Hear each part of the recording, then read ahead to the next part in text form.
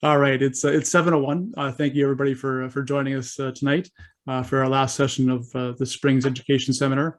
My name is Doug Hasty. I'm the Senior Manager of Field Operations for BC Golf. Big title for my little job. I'm very pleased tonight to welcome Doug Roxburgh and Jackie Little and Brad Zemer.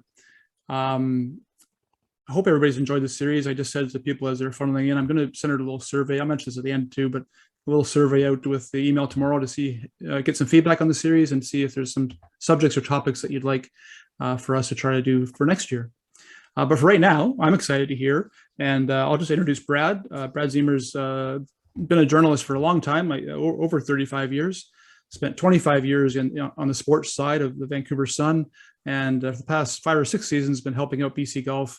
And I've had the pleasure of sitting beside him at some tournaments while he's doing his stories, and very professional and knows what he's doing. So I'm going to let him introduce our two very honored guests today and take it from here. Now, just before I do that, there's a couple different views you can have with Zoom. Usually it's the top hand right if you're on a computer, or somewhere on your screen it says view.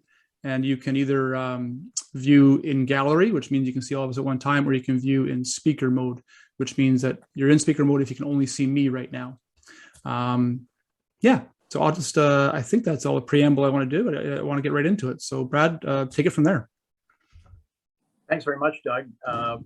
Be here. I've always said that one of the reasons I love covering golf so much, and I've been doing it, as you said, for quite a while here in British Columbia, is I obviously love the game, but more than that, I just love the people who play the game. And tonight we're fortunate to have two people who play the game exceptionally well, but also are among the finest people you'll ever meet. Jackie Little and Doug Roxburgh. I've had the privilege of watching both of them play and win and talk to them fairly frequently, and I'm just delighted to have an opportunity tonight to pick their brains a bit on their careers and what's made them successful, what keeps them competitive as we all advance in age. So I'll get started with some questions of my own. And Doug, I think people participating here, they can send in questions, can they? Is that? They certainly can. I just typed in the chat box. You're welcome to put in questions there, or there's a question and answer box you can type in also. So, and if you really want to talk, you can put up your hand, and I might let you talk. I might not. We'll see. I'll get started with my question. Feel free to interrupt me at any time. Obviously, Jackie and Doug, you both enjoyed great success as amateur golfers, winning multiple provincial and national titles. When you reflect on the success you've had, what intangibles do you think helped you win as often as you have? And I'm thinking beyond your raw ability as golfers to hit golf shots, but what did you draw upon to help reach this level of success that you have? Jackie, why don't you get us started? That's a good question. Reach level of success. I would say a lot of it's desire, love of the game, and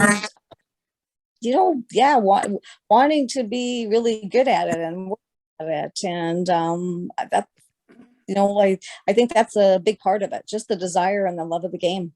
Right, Doug?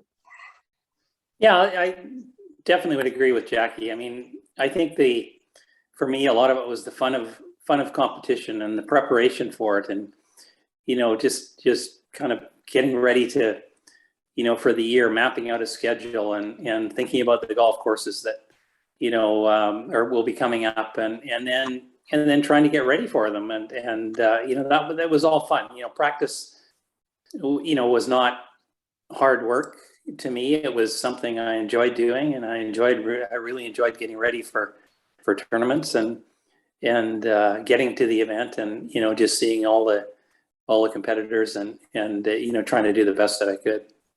Right.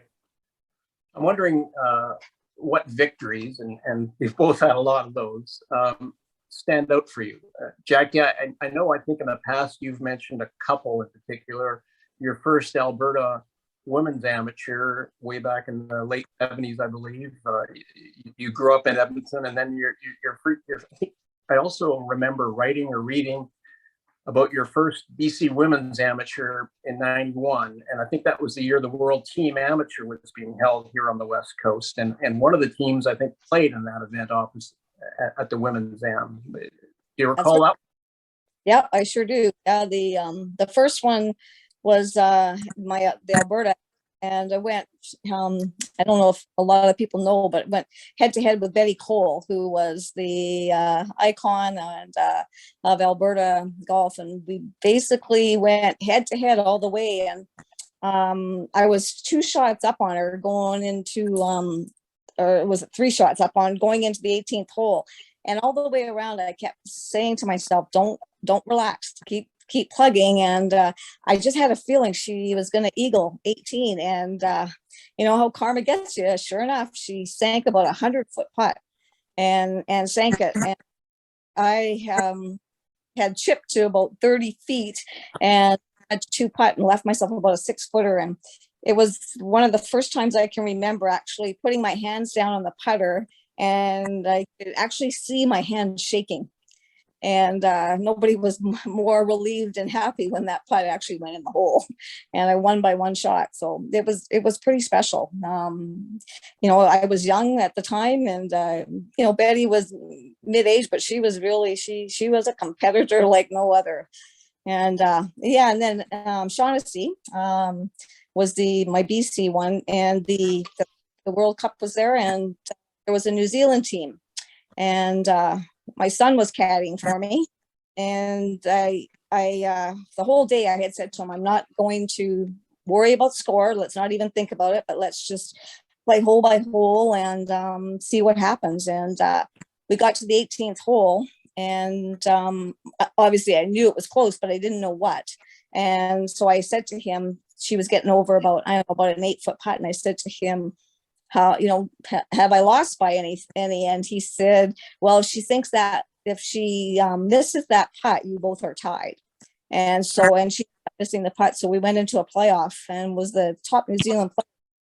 And so I was exciting and beat her on the first playoff hole. Have my son on the bag. That was very special. Yeah. Doug, what about you? Obviously, you know, 13 BCMs, bunch of Canadian AMs, other titles.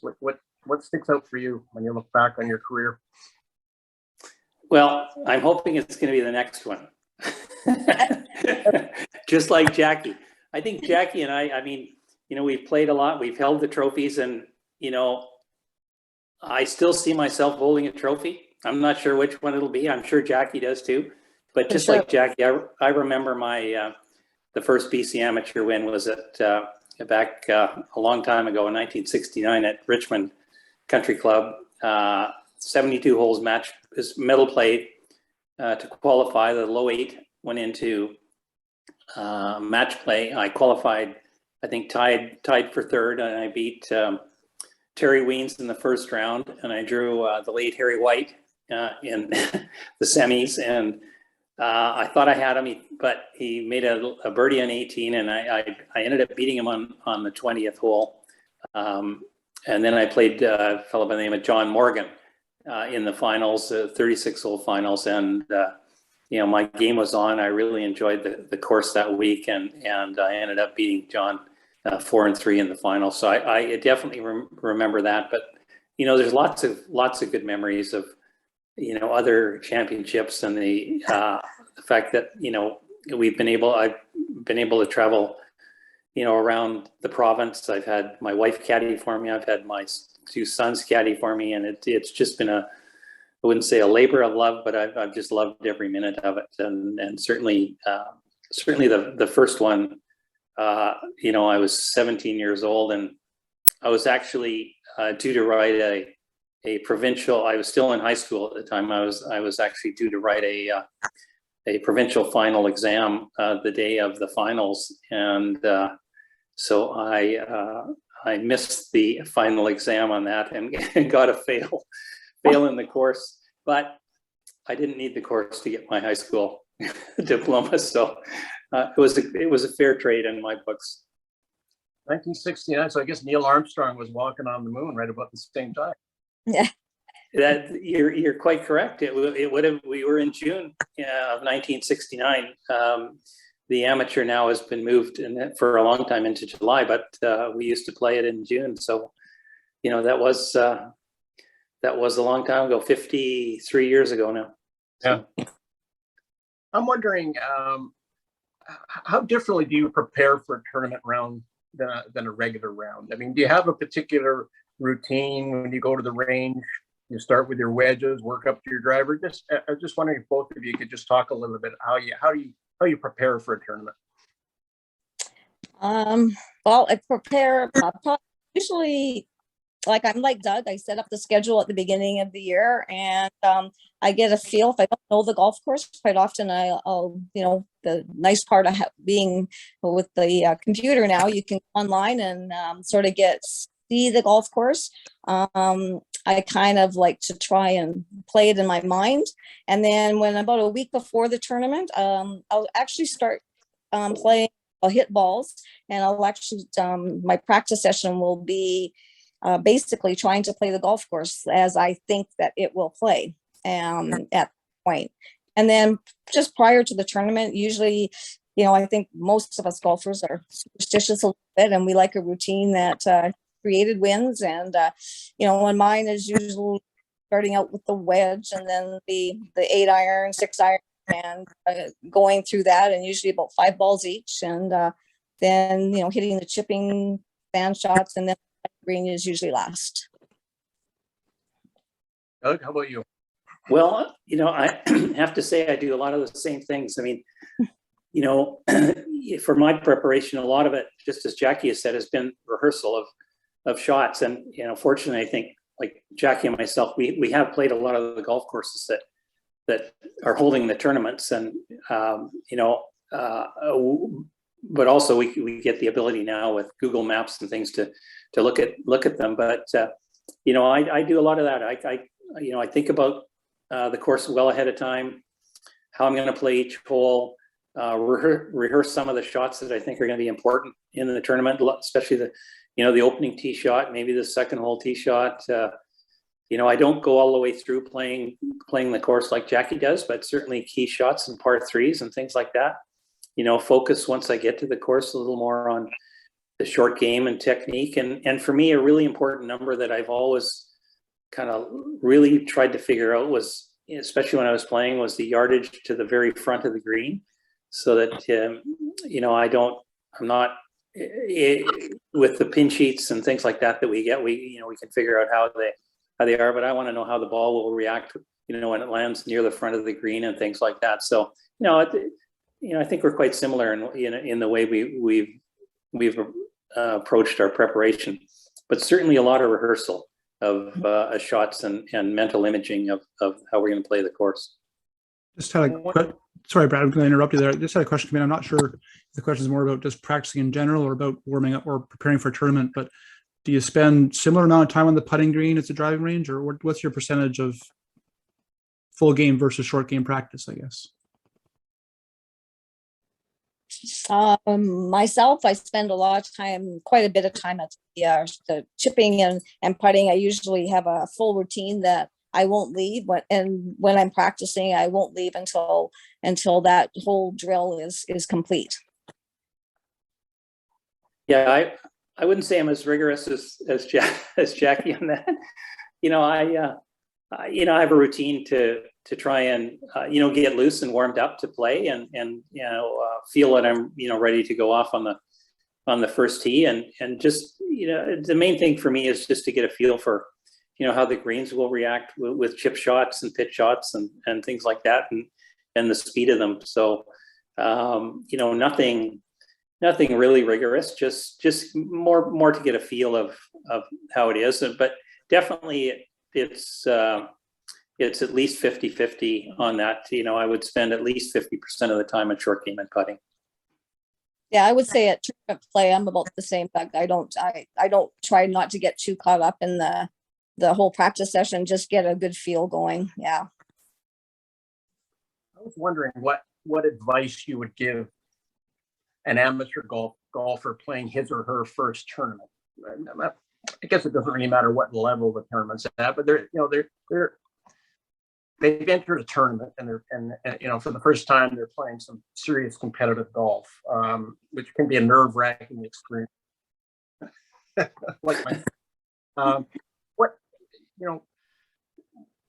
What would you tell someone like that who's going out and beginning their sort of competitive career? Well, I'll go first. I would say just go and try and enjoy it. Try and enjoy it. I mean, nobody out there, your competitors or the people watching, are pulling against you. They're all pulling for you. One of the first times that in fact, it was the first time that I played a Canadian Open at Glen Abbey. Glen Abbey was one of the first golf courses to be designed to hold spectators around a lot of the greens, and there was no way that you could avoid them. No, the spectators weren't going to come out and watch me, play at the Canadian Open. They were there to watch Jack Nicklaus and Arnie and the others that I was fortunate to play in some of those events with. But you get to some of the greens and they're surrounded by 2,000 or 3,000 or 4,000 people, and so you just have to realize and that they're there to pull for you and not against you, and just to enjoy the moment. And you're going to have some tough times probably, but just learn from it and go at it again if you have some troubles. And it's a journey. It's not just one event, and just to have fun. Any advice, Jackie? Similar to what Doug would say, I would try to encourage the person to try and relax and enjoy and recognize the fact that yes, you are going to be very nervous and it is going to be a bit scary, but also to realize that we've all been there. We all experienced that. We just because we've been more experienced at playing now, but we all know the feeling of when it first happened and how you feel, and most times also I think, like Doug said, people worry more about what's around them or what people maybe are thinking, and try to make people realize that truthfully we're all playing our own game. And I mean, for me, half the time I don't even know what the other person is really doing, and I'm not really concerned about it. So try to think like that nobody's really concerned with what you're doing, that you just stay in your own little zone, and you'll be fine, and everybody is pulling for you to do well. I was wondering, apart from tournament, just casual golf, what's the biggest mistake you see, weekend warriors making during their rounds? What's the one thing average golfers or less than average golfers could do to shave a couple strokes off their game? Well, I'll let you go on that, Doug. Well, I think it's probably, there's all kinds of things, but I think probably trying to hit shots that they shouldn't try to hit. Everybody, like I won't try to hit a 3-wood 220 yards over water right now. So just, try and understand your game and play to it. And if you can't get to a hole, then, to a green, then to hit to a position that will, minimize your errors, and then pitch on from there and things like that. So, don't turn a bogey into a triple bogey. Keep it at a bogey, and just probably play a lot smarter. And also the other thing would keep your head still when you putt. Yeah, that's true. And maybe also I'd say playing the wrong tees. Play the tee that suits your game, and then as you improve, maybe move back. But I think a lot of players, they feel like they have to play from the tips, and then it becomes a round that they're probably not going to enjoy. Yeah, Brad's right. Got a couple questions. That's okay. Any tips on going back to playing your first tournament? Any tips on how to maintain your focus on the especially on the first tee, I guess, but during the round of golf too? I would say breathing. Breathing is a huge one. That would be for me, even in competitions where it's coming down to the wire, and you're getting a little agitated and a little, uptight. I think breathing is the biggest thing, getting that big, deep belly breath in you. Yeah, I would agree with that. I mean, just try and calm yourself down and to allow yourself to make a good swing at the ball. You don't want to, change the tempo of your swing because, you're nervous, and, the breathing definitely helps. I mean, I go back to especially on the first tee, the rehearsal of that first tee shot on the practice fairway, just before you're about to tee off. And, if you can do it, on the practice fairway and hit a nice tee shot, I mean, you can do it again and have that nice mental image in there, and just take a deep breath and a nice slow swing, and, par's your friend. Nice.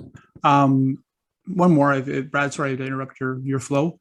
As you're both veterans. Any advice on how to handle logistics like hotels and meals and travel? Do you find, are you both very organized people? Do you do it well in advance, or does it matter to you? Or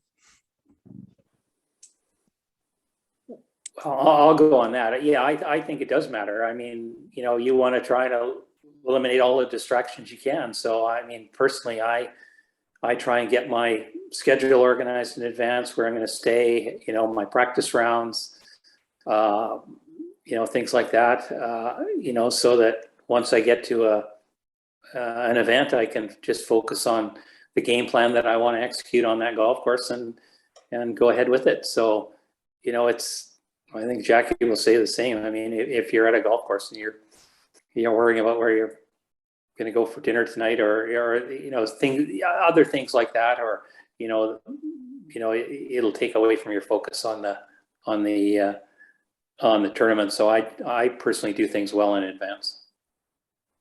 Yeah, I would say the same, at least getting organized with it, knowing what the tournaments, and then knowing where you're going to stay. I'm pretty organized in that area. Packing, maybe not so much. As Linda will tell you, I'm the least organized when it comes to packing. But yeah, for sure, for you don't want to be arriving at a tournament and not knowing where you're staying or anything like that. Organized with that, for sure. You both played all over the province, obviously. Apart from your home course, what are a couple of your BC favorites, and what specifically do you like about them? The courses, some of the favorite courses. Well, Shaughnessy's got my heart big time. It just seems one of those courses I arrive at, and I play well. I'm already ready to play well before I even get there. So that's a good bonus for me. So I've got to say that's one of my favorites for sure. Yeah. Good. Well, I mean, I would agree with Jackie. I mean, Shaughnessy has been good to me over the years. I've won some provincial championships there, but I do enjoy traveling around the province. Colwood has been a great venue. Some of the courses in the Kootenays. I mean, we had a BC amateur up at Golden, quite a few years ago, and just the conditioning of the course, the scenery, the routing of the course. So, I mean, there's lots of good ones. But I have to say one of my favorites is Capilano, and Capilano is just a fantastic golf course. Every hole is a little different. Every hole is memorable. Challenges you. You got to keep the ball below the hole. You drive the ball well. A lot of different. You have to hit every club in the bag, and I think Capilano is definitely my favorite golf course, and it's just a treat to play. Let's talk a little bit about the state of the game. COVID has obviously been a boon to golf. I mean, courses are busy, tee times are tough to get, green fees are going up. It's nice to see the game's increased popularity, but do you have any concerns about the future? I mean, are we going to price people out of the game? Will juniors find it more difficult to get on a golf course? Are those legitimate concerns, do you think? Well, okay. Well, I mean, there are concerns. There's no doubt about it. I mean, golf is going through a boom right now that it hasn't seen in I don't know how many years. I mean, the number of rounds are up in every developed golfing nation for sure.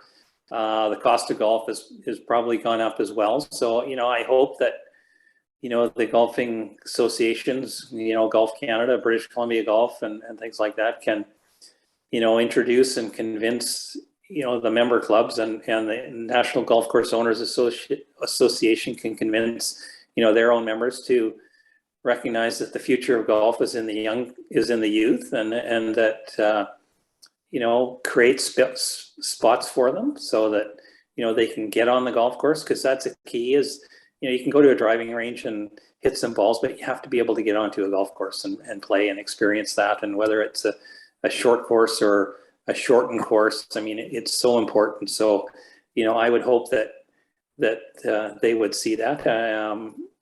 I know they're working hard personally because of my experience with Golf Canada behind the scenes to do that. And there are programs with sponsors that, will provide more access to youth, and hopefully I know that's going to be good for the game, and hopefully it'll be able to continue, and we'll have another generation of golfers that will be coming. Jackie, I know you have an interesting perspective on this, because you and your husband owned a golf course for how many years? In 13 and then he was a pro at Vernon. So we've seen a lot of stuff go on, and one thing that we have found too is golf is a little bit cyclic too. Like there was a time in the 80s where it was really, really slow, and then it kind of boomed. All the golf courses, we got to build more golf courses, and then it kind of flattened out again. And of course now we're seeing a boom again, which is great for sure. It'll be interesting to see once all activities go back to the way they were pre-COVID, what will happen with the golf courses. And I agree with Doug. Obviously, youth is the key in making sure that they have golf courses. The only thing I find in the women's side of things, which we are a little bit different, is the mid-am.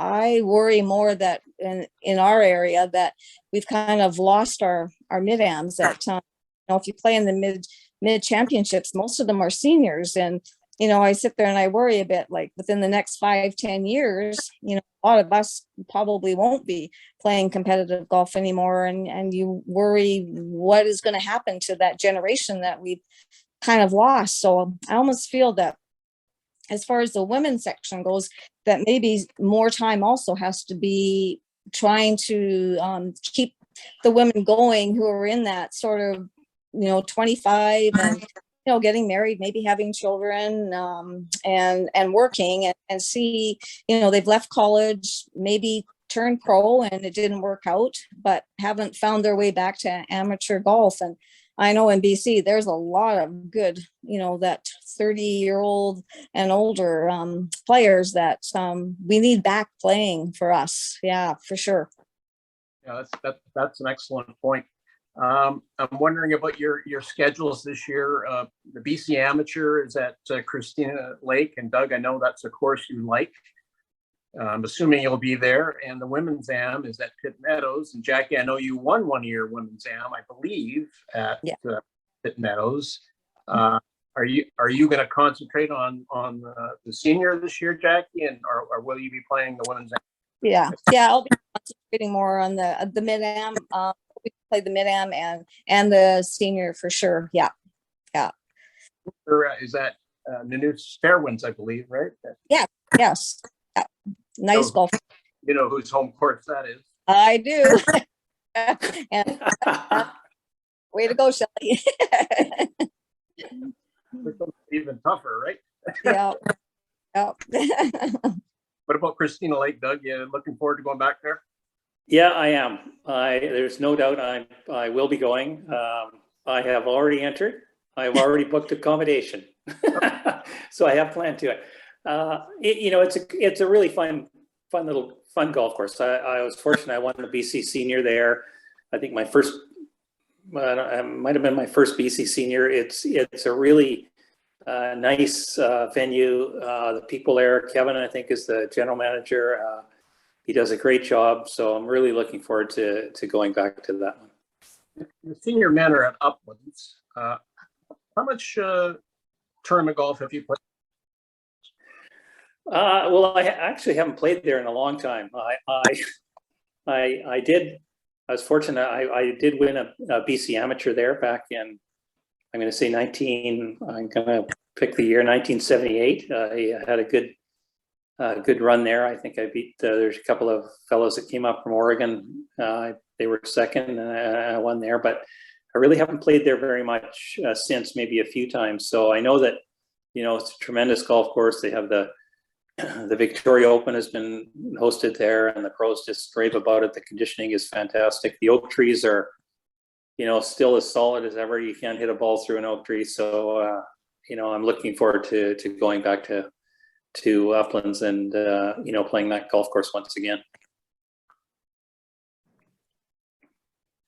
I wanted to ask you about the future of Canadian golf at the professional level. I mean, you're obviously two people who chose to remain amateurs, but the PGA Tour now is littered with several Canadians, 4 of whom are from right here in British Columbia, and of course we've got Brooke Henderson out doing great things on the LPGA Tour. But when I look at women's golf from a Canadian perspective,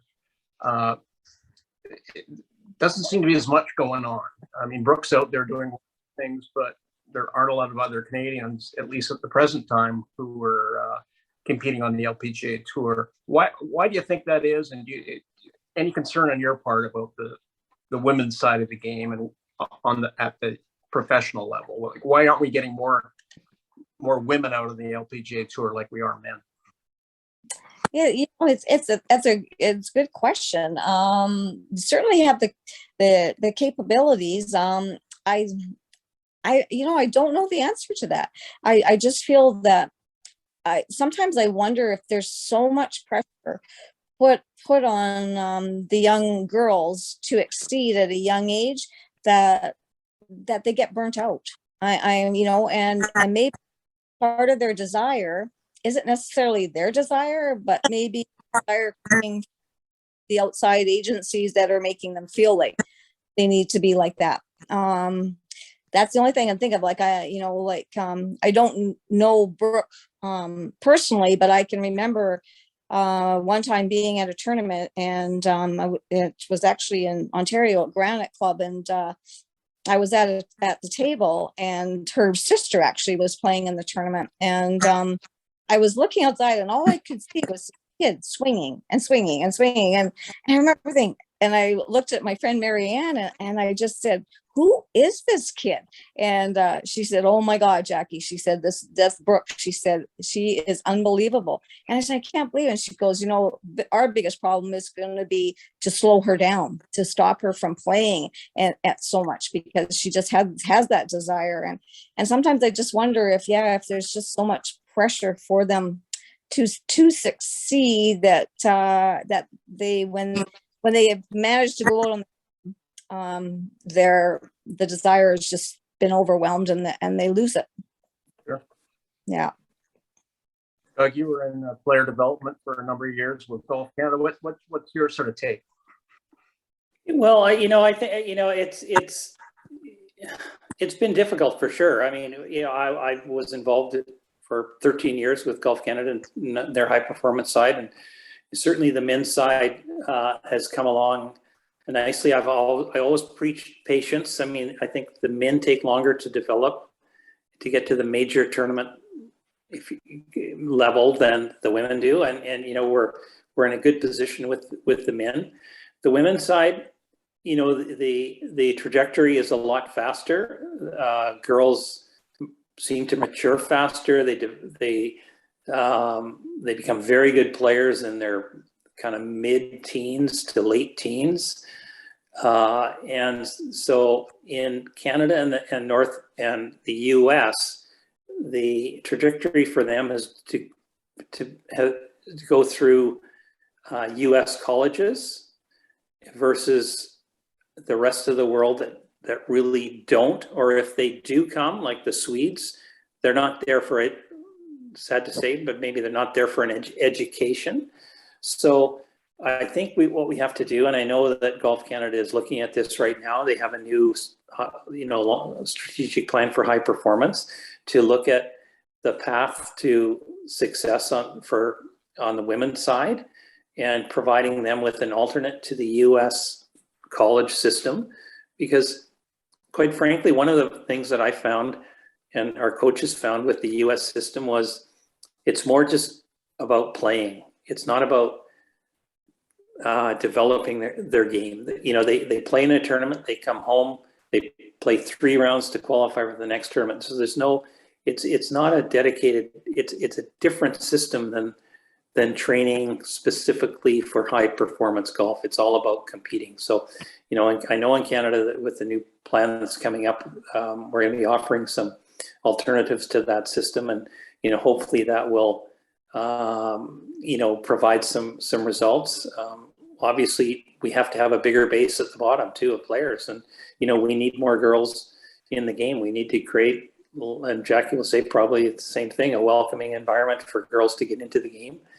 We had a great golf and schools program in Canada. The First Tee now is in Canada with some great momentum behind it. So hopefully we'll see a lot more girls on the bottom of the pyramid, and then be able to, they'll be able to have fun, learn good fundamentals, and move on. But I personally think that we need this new different model away from the U.S. college system. It just hasn't been producing the results. And if you look at the results of the last tournament, the LPGA Tour that just finished, I mean, there were very few players from the U.S. that were on that leaderboard. And even if you look at Brooke, our most successful recently, I mean, she didn't go to the U.S. college system. She went directly into the pro game. So, hopefully that, there's some things to be done here.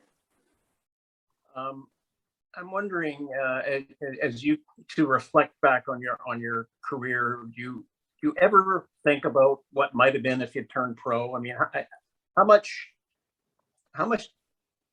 did you consider a professional career when you were younger? And have there ever been any regrets about not going that route?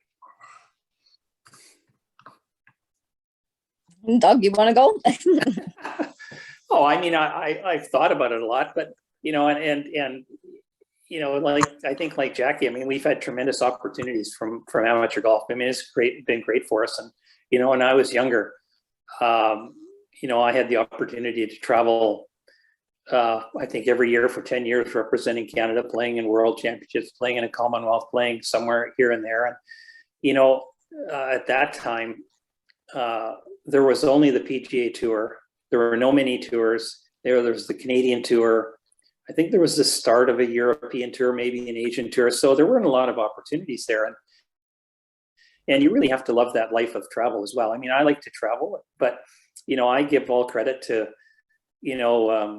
Dick Sokol and Dave Barr and, the late Don Coat Jones and Jennifer White, all, that traveled for 35 weeks of the year, 2 out of every 3 weeks they're on the road. And, that just wasn't something for me. And, as I said, I had great opportunities to play for Canada and see the world and travel and have fun at the game. And it might be a little different now, if I were coming up and, with the money that's out there and, the opportunities and things like that. So, if I was advising a real good young player that's had good success, not at the club level, but not at the local level, but national level and things like that they want to try it, then I would say, go and give it a go, but, make sure you have the money behind you, and it's not a 1-year thing. It's a, 3 or 4 year, give it 3 or 4 years and, make sure you can do it. So, but certainly for me, no regrets at all. I've enjoyed it. I've enjoyed, every minute of it. Yeah, I agree with Doug. Our day, there wasn't, it wasn't like it is today for sure. The opportunities weren't quite as good as they are. And, I was like the same, I had thoughts of it, being, as an only child, I'm a little bit of a homebody. And so the same thing, traveling weeks and weeks and weeks wasn't really something I wanted to do in the end. And I didn't want golf to be a job. I wanted it to be something that I loved. Not that you don't love to do it when you have a job, but something that, if I wanted to take a year off or, then I could. And so I wanted it to be more like that. And the same, I have no regrets. I've got wonderful friends all over the place, and traveled, so many places, and enjoyed every minute of it. As a professional, I'm not sure that, you get a lot of that where you can really enjoy it as much as we have as amateurs, because it's not your job. You are able to be a little bit more relaxed about it. Final question for me, Doug, and I'll turn it back to you for a couple from you or others. I'm just wondering, Doug, I know, is a longtime Marine Drive member and gets to play and practice most of the winter when we don't get the occasional bit of snow. Jackie, I know you've been living in the Kootenays for a while. Do you go into winter golf hibernation, or do you get away for long extended holidays where you can play golf? No, I can't. I did go away to Florida for a month, but truthfully, I only golfed for a week playing with a friend in a team tournament. No, I basically go into golf hibernation. I think part of it is growing up in Edmonton. That was part of it. Although I have to admit, when I was in school, we used to go to Alec Allnut Golf School down in the basement and hit golf balls. But yeah, basically, I think that I'm in that mode. And then plus, I lived in the Okanagan for 22 years. So, you shut down basically, at the anywhere from October until March. And so I'm kind of used to doing that. And for me, it kind of rejuvenates me. I'm excited to get back on the golf course. And so the break, I feel, for me is a good thing. How much you've been playing this winter, Doug? Well, actually, I've probably played more this winter than I have in a long time. I mean, I think it's COVID related for sure. Just like Jackie just said, I mean, once the season's over, generally in September, October, I did like to take a break and get away from it and then get ready for either the new year. I mean, there have been some years where I've taken 3 or 4 months off and not hit a ball at all. But this year I've with some of the members and guys down at the club, I've been playing 2 or 3 times a week all through the winter, and I played today. I've got a time on Saturday and things like that. So I'm enjoying it. It's nice to get out, get some exercise, fresh air. I mean, it's different for sure, but certainly enjoying it. And but when I was, like Jackie said, when I was playing more competitive and really more into it, I did like to get that break, away from it. And we don't go down south in the winter to play golf, and we can't see ourselves doing that at all. Yeah, I'm the same. Yeah. All right. Well, yeah, that's great. Couple questions have come in. This could be interesting. I don't know if either one of you had a few or one interesting rules. We got a rulie asking you got any interesting rulings you've been part of or seen over the years? I know you guys don't miss the fairway or green, so it's not usually probably not involving you, but maybe one of your playing partners. Well, I'm sure we have. I've hit the wrong ball twice in competitions, and I won't do it a third time. So, Yeah. I've hit ball. That wakes you up real fast. Sorry, what was that, Jackie? I've hit a wrong ball, so that wakes you up real fast. Yeah. Ever play the wrong tees? No, have not done that, but I do know somebody who has. Yeah. I know both of you have gone low in your careers. Is there any we know it's tough to follow up a good round sometimes. Is there do you guys any tips for not worrying about score, or any tips about going low after a low round, or even after a low 9 of keeping the foot down the gas? I think, as Jackie said, is there anything you use as a motivation? Or maybe Jackie can start there. I don't know. Right. I try to, my biggest thing is, through the years, I really tried to play whole, like, well, shot by shot, obviously we all do, but a whole, and then it's it's gone from my memory bank. I really I really try to just focus on what I've been playing, and I know that I've had some people actually ask me sometimes, like, how many, or what's your score on sort of 18, and I'll say, I don't know, and they'll say, oh, come on, and I honestly don't know. I really try not to get caught up in the score. That's just one of the things that I've done with myself. I know, Doug, you've got a reputation as being a very strategic player and working yourself around a golf course. Do you stick to your game plan, or do you know where you are relative to the lead and change the game plan at all, or what, anything like that? Yeah, I've talked about it a couple of times tonight about having a game plan, and I do really try and stick to it. I don't, I think I sort of later in my career, for sure, use my experience to, realize that, par is a good score, and, just hang in there and see what happens. So, like Jackie does, I mean, I have a game plan. I try and play each hole, as it comes, how I want to. Unlike Jackie, I do know, what my score is, and I try and want to know where I stand and things like that. So, but generally that hasn't, affected the way I play a hole, or what type of shot I would hit. I'm comfortable with certain shots, and I'll always try and go back to those. And, I want to drive the ball in play, and, figure out the yardage to the front of the green, and you give myself a chance to make par and, move on. Yeah, I think for a lot of players, they don't, especially these days. Now, I'm not sure everybody on the call, because these are more mature people on the call. I know juniors with the lasers, they zap that pin and they pull a club for that. And I think, it'd be better to train them to get their front of the green yardage. And it's such an important thing. Yeah, I agree. Yeah. Changing gears a little bit, I got a question about, and I don't know if either one of you want to comment about this. It says, besides the obvious financial support, what other support can we give to competitive juniors at the club level to help them be successful? Any thoughts of that? Well, I think access to the tee.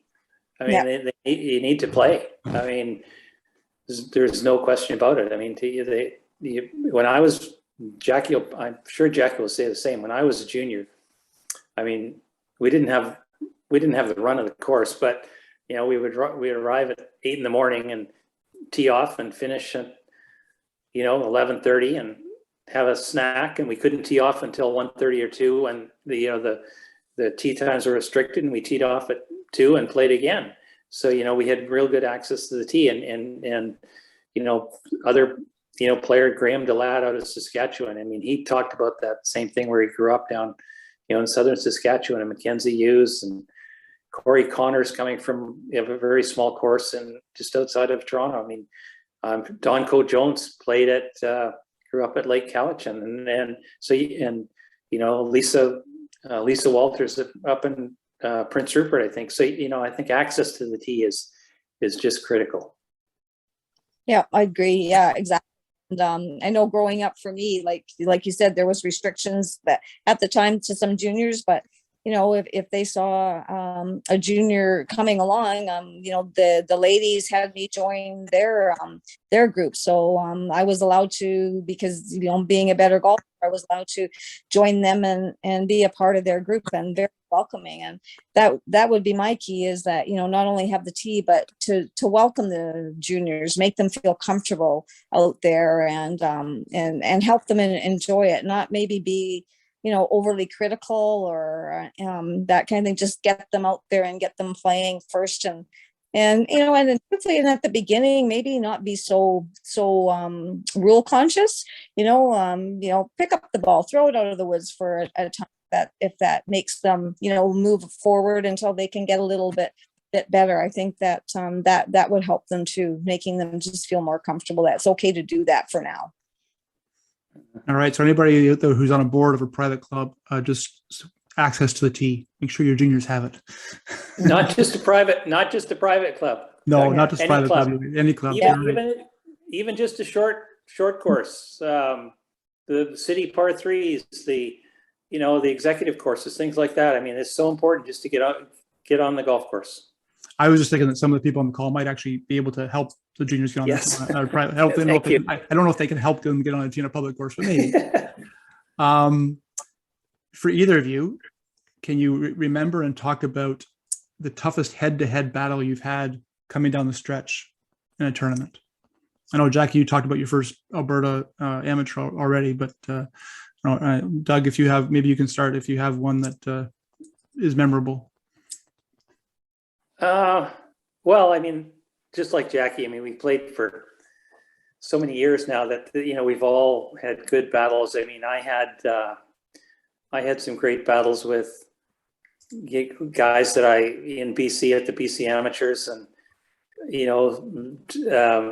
Steve Barry, the late Steve Barry, Dave Mick, Johnny Russell. I mean, Rick Gibson, all the young guys that have, come up over the years, Dick Zokol and guys like that. I mean, there's been numerous battles that, I've had, and, I had a really good one and rewarding one up at Capilano for the Canadian Senior back in, I think it was 2013, where I had a good run against Brady Exper from the United States, and I got off to a good lead in the last round, and he was closing the gap and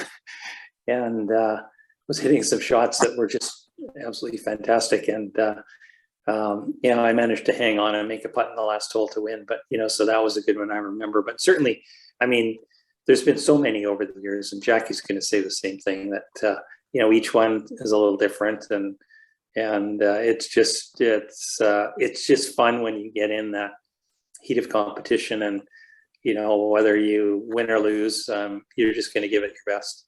So I'm going to pick your brain. I'm going to put you on the spot a little bit. I'm going to pick your brain a little bit, Doug. So coming on the stretch at Capilano, which that closing stretch, you feel like you have to hang on to your score coming on the stretch there at Capilano. It's a tough, and he's obviously making some good shots.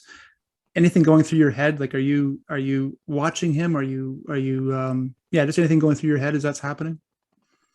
Well, yeah. I mean, you can't help but watch him and see the shots. I mean, because you're playing right with him, and again, he's hitting shots that I can't hit, so I won't try them. I just will try and, like I said, put the ball in the fairway and put it in a position where I can have a high percentage shot for my next shot and things like that, and that's all I tried to do. And fortunately, Capilano, I played there a lot. I think I had some local knowledge that helped me out, with some of the greens and things like that. I was lucky that way. I think it gave me a little bit of an advantage, and I was able to, take advantage of it. So, but again, I just go back to, sticking to my game plan is, put the ball in the fairway, put it on a position where you can have success for the next shot. Yeah, it sounds like both of you really emphasize playing your own game and not changing your game to try to keep up with somebody else. Jackie, would you agree with that, or do you have another story you want to tell? Please tell it. Yeah. No, exactly. Trying to stay true to yourself for sure. But yeah, exactly. Going head to head with Betty was one of the best, and I have to admit, one that was more current was with Shelley last year. I mean, that last round, and where it was getting pretty close. I have to admit, I'll contradict myself on the last hole. I did say to Linda, who's caddying for me, I said, I guess I'm 18, and I knew Shelley, I mean, she can reach it in 2, and so she was more than likely was going to birdie. So I did say to Linda, I said, I guess know if I need to birdie this hole, eh? And she said, well, do you want to know? And I go, yeah, I guess I should know. So, and, you know, and I think I sank about a 25 footer for birdie. And so whenever you succeed at, you know, it didn't, I mean, we went in the playoff, but it didn't exactly go my way, but that's okay. But it was fun when your plan that you had gets executed, and yeah, and it beat when we both end up birding the last hole. So that was a fun match for sure. Yeah, I got to watch that. That was fun to watch for sure. Got a question. How did you guys get in the game? Were you introduced by your parents, or how did you guys start in the game? Yeah, that would be my dad, Glendale in Edmonton. It's a family club. And so it was a new course. My dad joined it in 63. They came over from Wales in 57. And so he was looking for a golf course, and it came about. And so he joined, and there was a swimming pool and all that. So my mom and I spent all the time as a kid at the swimming pool. And in those days, you couldn't join actually play the golf course till you were about 12 years old. And but at 10 I started getting a little bit interested and went to the driving range, and then the next thing, you know, I was able to get out there, and my dad started taking me out lots of times, and you know, he started actually quitting playing a lot with his buddies, which I give him full credit when I think about it, and taking me out. And in the evenings, both my parents worked, and right after supper we were off to the golf course. And Pat, my husband, actually was assistant pro there at the time, and he kind of laughs because they would always be trying to close up early, and then and those days we had cleats, and so then he'd hear the cleats of the click click click click click coming down the hill, and he'd go, oh, the Davies are back again. And sure enough, we would be out there till dark, so they could never close up. So yeah, those are kind of my fun memories with my dad getting me going. And then my mom actually started to play after that in self-defense, because she was never going to see us. So yeah.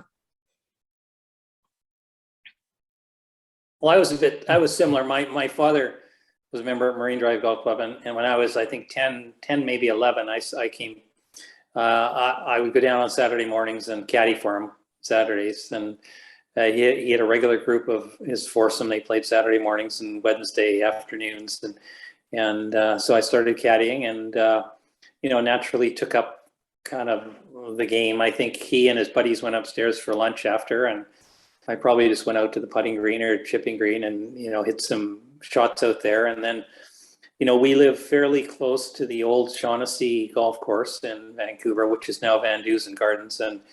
And it was 11 holes at the time. So we had some old clubs, and go over there as juniors. And I think we were maybe 12 or 13, and on our bikes, and, you know, play the 11 holes and look for balls and things like that. So, and then when I was 13, I think I was just turned 13, I was able to join Marine Drive, and you know, I joined there, and they had a great junior program at the time. I mean, it was just fantastic. The pros were so supportive of junior golf, and lots of kids around, and, you know, we played so much. Jack Westover was an assistant pro at the course at the time, and I kind of immediately fell under, you know, his wing. My brother and I took some lessons, group lessons from him, and then I stayed on with him, and Jack moved on, but I still stayed with him and followed him around. So, you know, that was my start. It was my parents. And my mom wasn't a member at Marine Drive. She played golf. She was a member at McCleary with their friends. And then there were some city workers went on strike a couple of times, and so the ladies, quite a large group of the ladies, moved from McCleary out to Colchena, and so she was a long time member out at Colchena. So definitely a golfing family. My brother played golf. My sister still plays golf. You know, we were both out at Marine Drive today. So yeah, it started with caddying for my dad. Very, very cool. One more, and we'll let you go. I think it's a good one to end on. You know, you guys had long careers. Is it just the love of the game, or how did you stay motivated to get better, to keep trying and to keep practicing and keep getting better?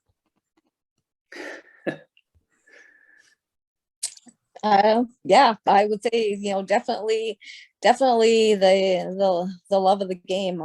It's a game of, well, it's like my husband said, it's a game of life. You feel every emotion possible out there from, there's nothing like the feeling of when you succeed at a shot that you weren't sure you could do, or that, or a win that comes through when you're struggling and you just, grind it out, and then you have the sadness of losing something that you thought that you might win. So, I mean, it's every single emotion, and then the friendships, I think Doug probably, I think, agrees too, that the friendships along the way. And as you get older, I think that they almost take over for it too, because it's about seeing your friends from the East Coast that you don't see. You see them once a year, and it's like you've been together forever and ever. And